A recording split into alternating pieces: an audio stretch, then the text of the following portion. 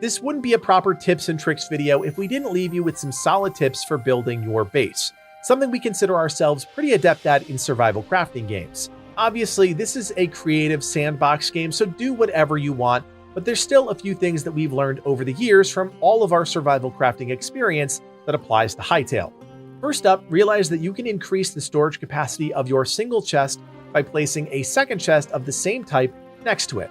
This will automatically turn into a double chest, massively expanding your storage space, common knowledge for anyone that's played Minecraft.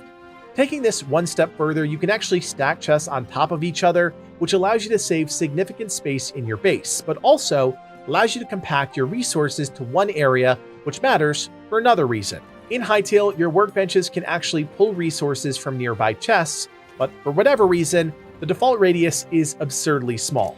We're talking 3 to 4 blocks max.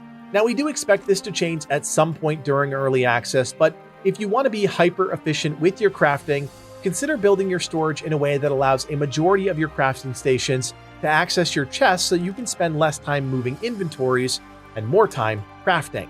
Speaking of saving time, when you're inside a chest, there are a few notable buttons on the thin border of the chest's inventory. You can take all or put all, allowing for quick dumping of your whole inventory. But the more important one is the quick stack button. This allows you to set up your chest in a way that makes sure similar resources are always grouped together, allowing you to quickly open a chest, press a button, and bam, everything that is meant to get dropped in actually does so. Finally, a quick note about styling your blocks. Whenever you convert a stack of resources, say cobblestone, into a more refined form like smooth stone brick, you get some different visual options that you can craft. If you aren't happy with one of the visual options you choose, you can solution to remake that decision. In the builder's workbench, you can replace that stack of refined blocks into the input area. You can then click the additional input variations that appear to change the stack to the block type instead.